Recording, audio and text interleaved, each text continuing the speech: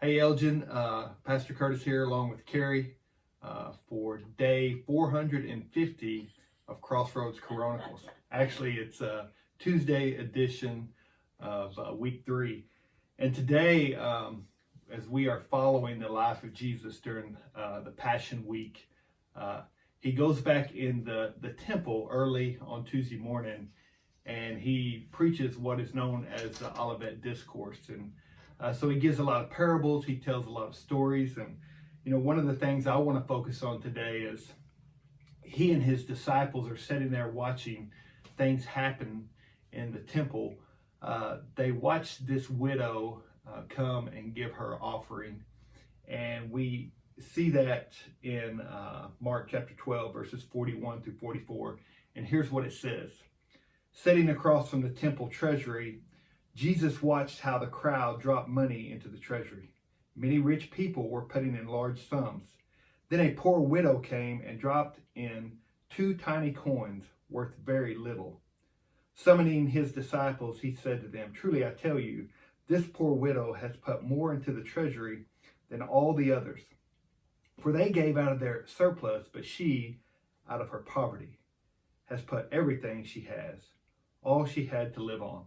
When Jesus is observing this poor widow, she gave the 2 coins, and they would probably be equivalent to 2 pennies today.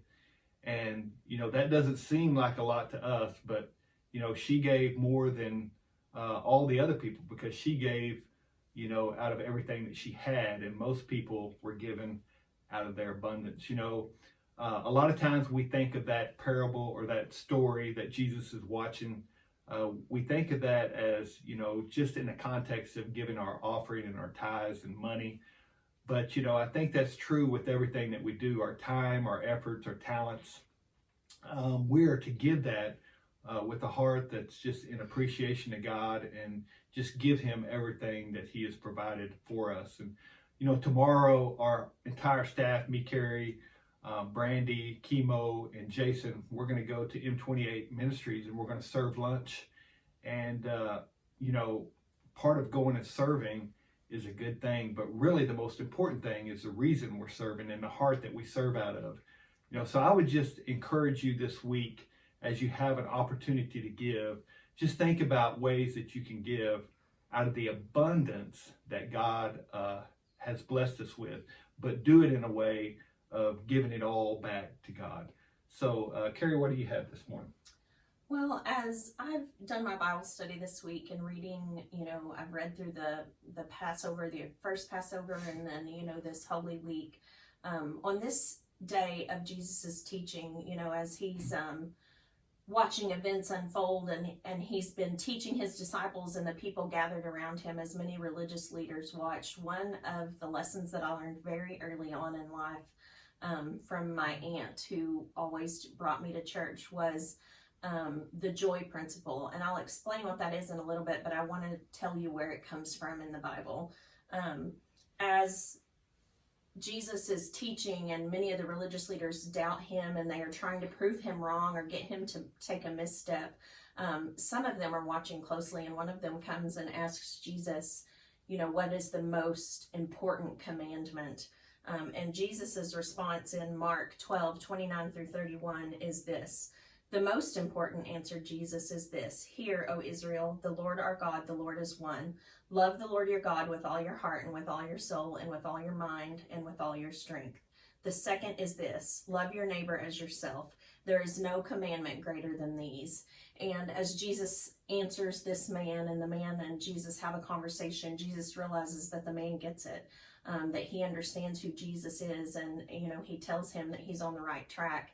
And my aunt took this, and in teaching children, she would teach us this in the way of the joy principle. And I try to live my life by this. And what that is the letters of joy stand for the way we should live our life, the order in which we should live our life. And it is, the J stands for Jesus first, and the O stands for others, and then yourself. So you should always put Jesus first in your life no matter what you do.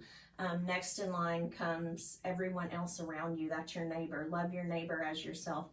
And then the last is you put yourself in the last place always.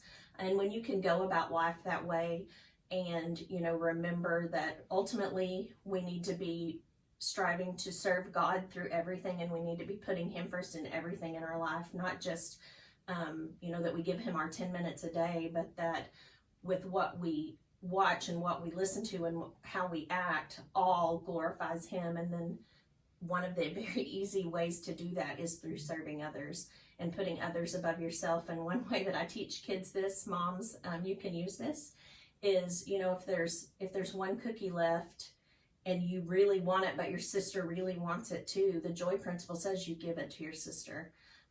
God blesses you when you do that. And so, yeah, there, you know, a second cookie is not going to magically appear, but down the road there will be a blessing that comes from always putting others first. And I'm not perfect by any stretch of the imagination. I fail often at living out the joy principle, but I think, you know, if we can keep that in our mind and you know, listen to what Jesus is saying, the most important commandments are that we love God and we love our neighbors, we love each other. That would change not only the world around us, but the world as a whole. Yeah, very good word there. You know, so, you know, one thing that I try to look at is all the things that I have, whether it's income, money, talents, gifts and abilities. You know, I just look at that as God is just loaning that to me so I can use it in the world around me. I don't always live my life by that principle, but when I do, you know, I usually have the right perspective, and I can give sometimes like this widow did, you know, out of everything that God's given me, given back in a way that, you know, it's really not mine. It's something that God has entrusted me with. So I would just encourage you this week, as we think about the sacrifice that Jesus gave. He gave it all for us. And so, you know, He doesn't ask for us to give everything away, but He does ask us to give exactly what He tells us to give away. So just think about ways you can give, whether it's financially, whether it's with your time, your talents and abilities. And man, I tell you what, giving away a kind word sometimes goes a long ways. So I would just encourage you just to think about ways you can give back to God.